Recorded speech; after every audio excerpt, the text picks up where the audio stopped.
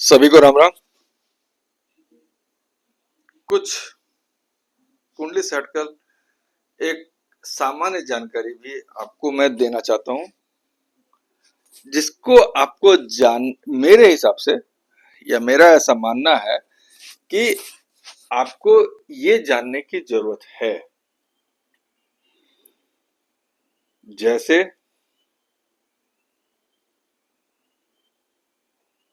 यही बात है कि हमारे और आपके पास जो ज्ञान और सूचनाएं हैं वो आती कहाँ से और कैसे आती है और क्यों आती है, इसको अगर समझना है तो समझिए। मैं स्टेप वाइज ही बताऊंगा, कदम दर कदम। अगर आप लोग समझ जाएं तो हमारे हिसाब से लगता है कि आपको कुंडली समझने की जरूरत कम पड़ेगी, अपना जीवन समझने का तरीका आपको खुद समझ में आ जाएगा। चलिए ठीक है। मैं Naveen Jha, destiny with Naveen YouTube के चैनल पर आप सभी का स्वागत करता हूं, जो आपका खुद का अपना चैनल है। और इसमें आप अपनी मन की बात, प्रधानमंत्री वाली नहीं, आप अपनी खुद की मन की बात अपने द्वारा व्यक्त कर सकते हैं।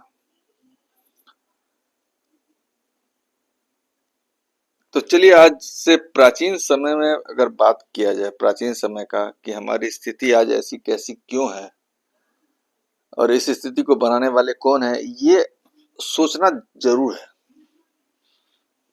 कोई बच्चा अगर बोलता है कि मेरी स्थिति है मेरे माँ बाप ने बनाया, गलत है। आखिर माँ बाप की भी उस तरह की स्थिति किसने बना दिया, या उनकी वो सोच कहाँ से आई जो उसने अपने बच्चे में डाल दिया, ये पहला सवाल है। चलिए, आज से हजारों वर्ष पहले कौन सी भाषा बोली जाती थी, क्या आपको पता है?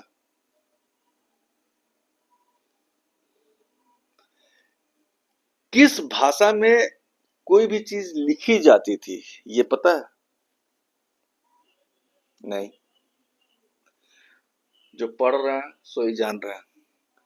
इसे जानने वाला आज कोई है या नहीं, जो हमें बता सके कि इसका मतलब ये है? और उसकी बात की सत्यता कौन जांच करेगा, कौन उसकी परख करेगा?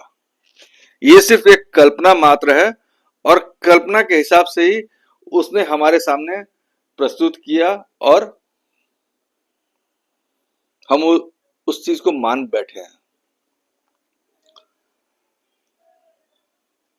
जो हमें वो बता गए हमने मान लिया, लेकिन रिसर्च ही एक ऐसा अध्ययन है जो कि उसका गहन अध्ययन करने पे जाओगे तो पता चलेगा। और हर आदमी का अपना अपना अध्ययन करने का या रिसर्च करने का तरीका होता है, जो वो अपनी अपनी बातें को निकालता है, लेकिन उसका कंक्लूजन क्या है और कंक्लूजन क्या हो सकता है जो कि समाज के लिए या देश के लिए फायदेमंद हो। अपने देश की नहीं, पूरे विश्व की बात कर रहा हूं।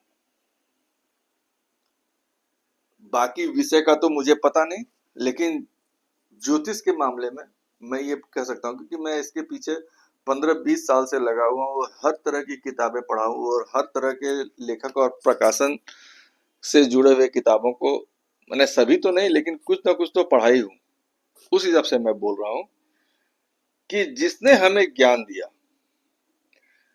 उसे जब हम व्यक्तिगत रूप से जांच नहीं लेते हैं, तब तक उस पर भरोसा नहीं किया जाता। और यही हमारा अध्ययन का स्रोत है। हम उसे जांचने के बाद ही आपके सामने लेके आते हैं। ऐसा थोड़ा ना कि किसी ने लिख दिया कि लक्ष्मण रेखा। लक्ष्मण रेखा क्या होता है? कुछ घिस दिया तो उसको पार नहीं कर पाएगा। लक्ष्मण रेखा का कुछ मतलब होता है मर्यादा, बहुत कुछ है, अगर आप समझना चाहे तो। ऐसे ही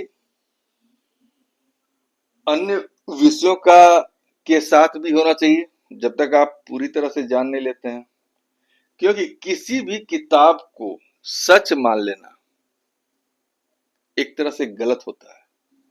शायद उसका विषय वस्तु, जो उस किताब का सब्जेक्ट है, वो सिर्फ उस लेखक का पक्ष हो। आखिर उसका कोई विपक्ष भी तो होगा। वो विपक्ष वाला किताब हमारे सामने क्यों नहीं आता है, या वो शिक्षा हमारे सामने क्यों नहीं आती है? इस चीज पे भी विचार करना होगा।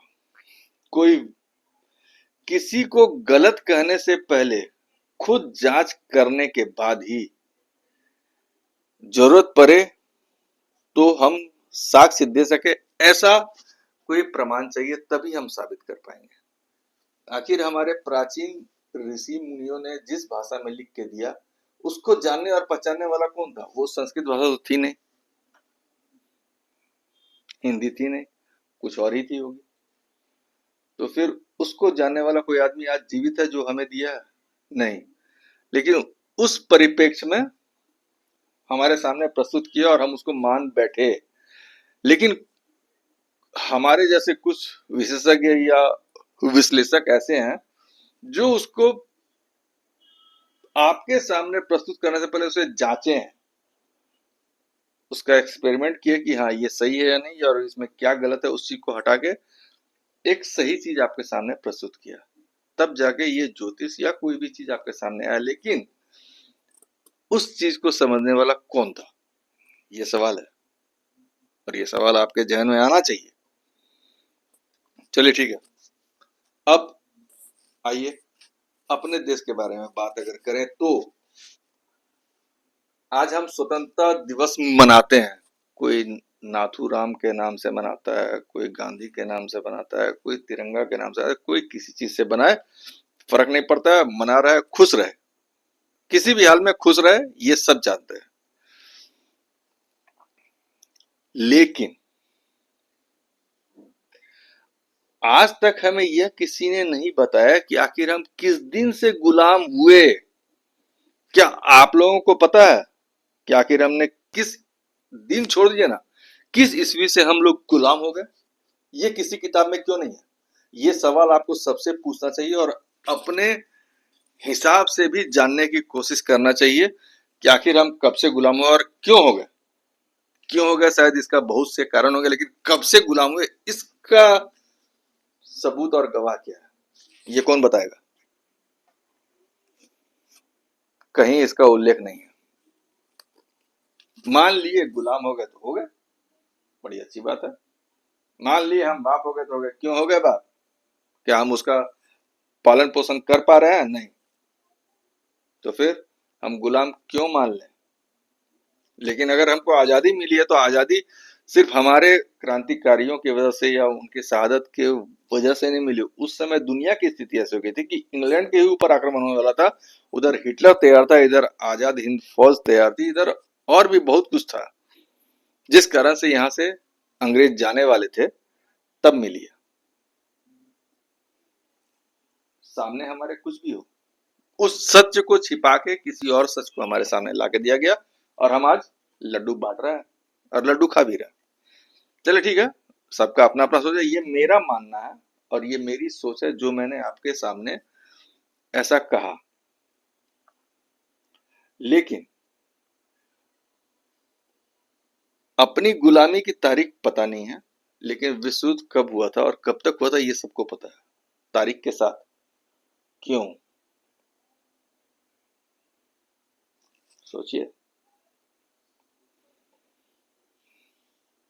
आज हम लोगों की स्थिति ऐसी है और इसके जिम्मेदार हम, आज हम लोग की स्थिति ऐसी हो गई है क्योंकि इसके जिम्मेदार हम खुद हैं, क्योंकि हम अपने संविधान के प्रक्रिया में अंग्रेजों का साथ लिए हुए थे। क्या आजाद होने के तुरंत 24 घंटा के अंदर अंग्रेज चले गए थे? नहीं। क्या संविधान बनाने की प्रक्रिया में आपको ये पता है कि कितने लोग उसमें शामिल थे और कितने लोग नहीं? आज भी अगर हमारे पास पुलिस एक्ट है या कोई भी एक्ट है तो उसमें मैक्सिमम अंग्रेजों का दिया हुआ है और हम उसी को मानते आ रहे हैं और उसी को चलाते जा रहे हैं। तो फिर हम आजाद कब हो गए? पता ही नहीं चल रहा है कि आजाद हो कब गए। सोच रहे हैं? उन्होंने पुलिस एक्ट बनाया था अपना टैक्स और चालान वसूल करने के लिए। वही चीज आज भी हो रहा है, उसमें क्यों नहीं संशोधन होता है? दूसरी बात,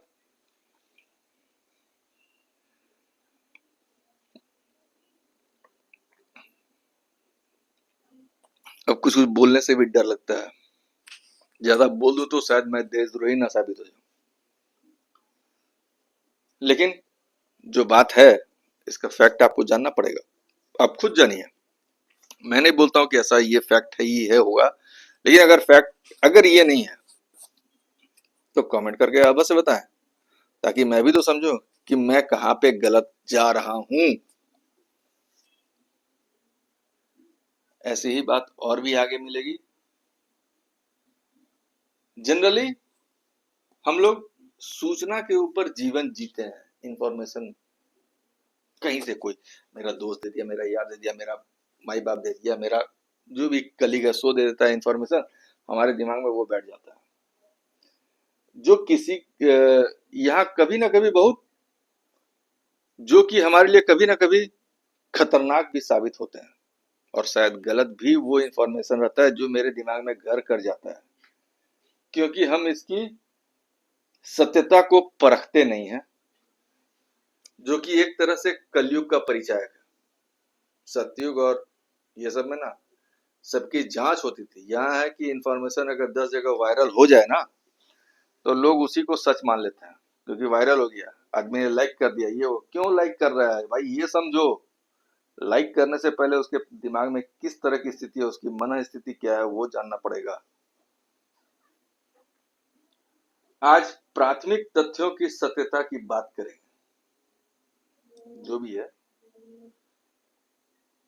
पूरे विश्व में एक टेस्ला नाम की कंपनी थी, या टेस्ला नाम का व्यक्तित्व तो था, जो कि एफिल टावर के बारे में आपने सुना होगा।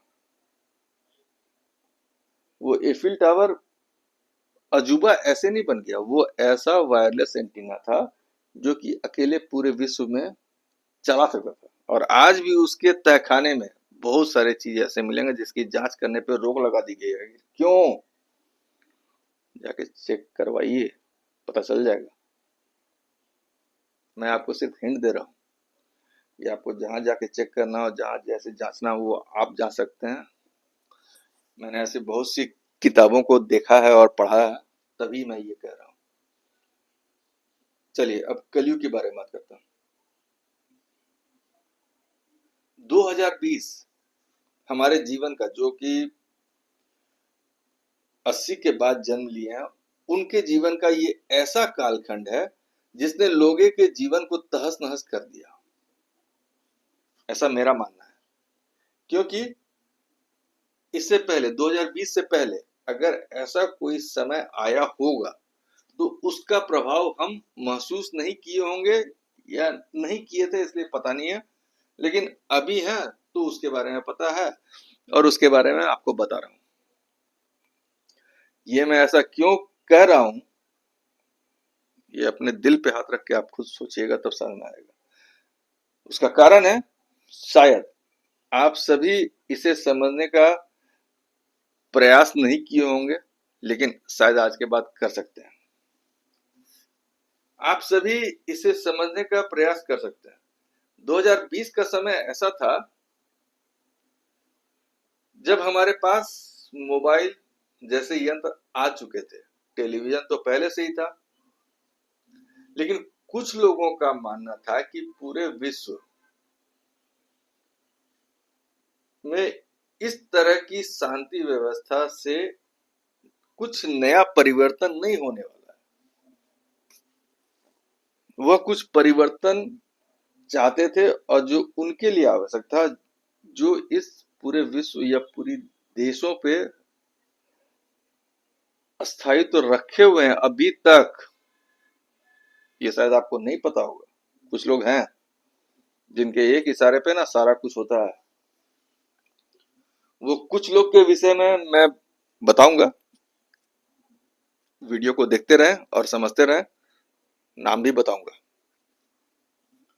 परिवर्तन लाने के लिए कुछ प्रचार शुरू किए गए, वायरस और बीमारी के नाम पे, और फिर हम लोगों को एक घर में बंद कर दिया गया। आखिर बंद कर दिया गया, सब कुछ बंद कर देगा, नजर बंद करके हमें क्या मिलने वाला है? सबसे दूरी बना दिया गया। बच क्या गया? टीवी या मोबाइल। साले स्कूल भी अगर चल रहे थे तो वो भी ऑनलाइन करा दिया गया। माने वो किसी भी हाल में अपने बच्चे को मोबाइल दो ताकि आने वाली जनरेशन या पीढ़ी भी उसके चपेट में आ जाए। कोई भी काम होता है गूगल सर्च करो, चैट जीपीटी देख लो। अरे ये क्या मामला है? हमको तो ये समझ में नहीं आया आज तक। हर चीज में नेट का यूज, क्या अपना व्यक्तिगत कुछ नहीं है? सोचिएगा जरूर। सिर्फ और ये इंटरनेट की सुविधा देना, मैंने उस समय फ्री भी था, बहुत कुछ था, लेकिन क्या कहूँ ये हमारे लिए खतरनाक हुई है। फ्री जब भी आता है कोई चीज ना तो खतरनाक ही उसे मानना चाहिए एकदम। क्योंकि फ्री ऐसे कुछ नहीं मिलता है। फ्री सिर्फ भगवान मिलता है, ईश्वर। भगवान का मतलब भूमि गगन नीर, माने क्या बोलते हैं, धरती गगन पानी आग और आकाश, ये 5 तत्व हैं, पंच तत्व हैं, जो कि भगवान ने यही हमको फ्री में दिया गया है। लेकिन इसे भी हमारे राजनेता लोग हमको बेच के उससे उसके ऊपर टैक्स लगाते हैं और उससे वो कमाई करते हैं, जबकि उनकी कुछ भी पैदाइश है ये नहीं। सारी सूचनाएं हमें ऐसे मिलती थी जो कि आज मैं समझ पा रहा हूं कि वो उस षड्यंत्र का ही एक हिस्सा रहा करती थी। ये मेरा मानना है, मेरा व्यक्तिगत मानना है, जिसका असर हम सबने देखा कि बच्चों के हाथों में यंत्र गैजेट पकड़ा दिया गया और वह पढ़ाई के बहाने 2020 के पहले पढ़ाई के बहाने वो लोग एक्स्ट्रा ऑर्डिनरी हो गए। जबकि हमारे समय में या 1980 के पहले जो भी थे वो अपनी शिक्षा का ग्रहण अपने परिवार और परिवार के लोगों, शिक्षा या मित्रों या दोस्तों के द्वारा किया करते थे। उनके पास सारा क्या बोलते हैं सूचना उन्हीं के द्वारा आती थी और उसमें वो लोग साक्ष्य भी प्रस्तुत किया करते थे। लेकिन अब इंटरनेट था, सबसे बड़ा दुश्मन यही है। इससे आप जितना दूरी बना के रखें उतना अच्छा है, क्योंकि ये सारा कुछ स्पॉन्सर्ड होता है। इंटरनेट के माध्यम से सूचनाएं अथवा समाचार अपने आप नहीं आती, उसे कोई व्यक्ति या समूह प्रसारित या प्रचारित करता है। इंटरनेट से क्या प्रचार करना है क्या नहीं, यह वो चंद लोग ही बैठ के डिसाइड करते हैं और जो उनके मन मुताबिक नहीं होता है उसे वो हटा देते हैं।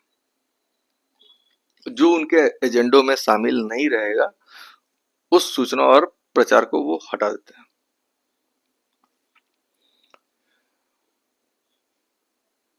2020 के दौरान जब वैक्सीन की प्रथा निकली तब दुनिया के 3 देशों ने उस वैक्सीन का विरोध किया और कोई भी लॉकडाउन नहीं लगाया था। वो 3 देश थे, हैती, तंजानिया और बुरुंडी। ने इस आदेश को साफ इनकार कर दिया। लेकिन 2020 से 21 के बीच में उन तीनों प्रशासनिक अधिकारियों को जो शीर्ष पे थे, उन तीनों देशों के प्रशासनिक अधिकारियों की मौत हो गई और उसके बारे में आज तक पता नहीं चला कि आखिर कैसे मौत हुई, ना उनका कोई खबर आया।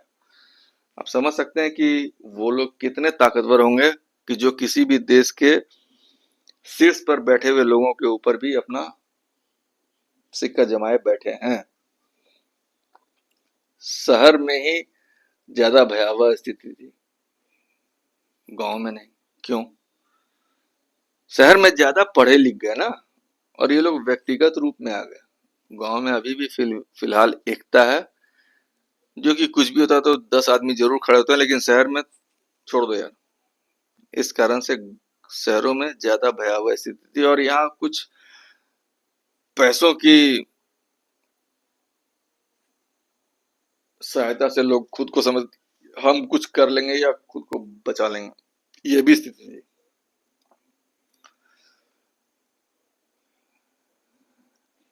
अब वो लोग जिनका हुक्म पूरी दुनिया पर चलता है, उनमें से दो तीन लोगों का नाम तो मैं जानता हूं, और कुछ तीन चार लोग हैं जिनके नाम को मैं खोज रहा हूं। जिस दिन उन सब का नाम मैं जान जाऊं या जान जाऊंगा, तो मैं आपके सामने उन सबों का नाम रख दूंगा। ये गारंटी है, और मैं बता दे रहा हूं। ये तो हुई आज और अभी की बात, लेकिन हम अपने भविष्य को सुधारने के लिए खुद ही जिम्मेदार हैं। इसीलिए किसी भी इंफॉर्मेशन और टेक्नोलॉजी से थोड़ा सा जैसे अपना काम लायक काम कीजिए, एक्स्ट्रा किसी चीज पे मत जाइए। उन तीन आदमी का नाम है, एक तो मॉर्गन है, एक रॉथसाइल्ड है, और एक रॉकफिलर है, जो कि सबके ऊपर हुक्म चलाता है। पूरी देश सबसे ताकतवर यूएसए के ऊपर भी उसी का हुक्म चलता है, क्योंकि सारा सोना उसी के पास जाता है और वही अपना हिसाब तय करता है कि किसके साथ क्या करना है। मॉर्गन वो इंसान था, जब टाइटैनिक डूब रहा था ना, तो वो लास्ट आवर में अपना टिकट कैंसिल किया, और उसमें उन लोगों को भेजा था जिसके कारण 400-500 लोग भी अगर मर गए हो तो उससे कोई फर्क नहीं पड़ता है। जिन्होंने उसके न्यू वर्ल्ड ऑर्डर का विरोध किया था, उस 4-5 लोगों के कारण बाकी लोग मरे। मॉर्गन था वो आदमी जो एकदम लास्ट मोमेंट में अपना टिकट कैंसिल किया था टाइटैनिक का, और ये उन 4-5 लोगों का टिकट फाइनेंस भी ये खुद ही कराया था। अब आप समझ सकते हैं कि हम लोग किस खतरनाक भरम जाल में फंसे हुए हैं, कि ये सरकार मेरे लिए कर रही है, कर नहीं रही है, करवा रही है। आने वाले टाइम में सजग रहें, सतर्क रहें, और अपने और खुद को और अपने परिवार को क्या बोलते हैं,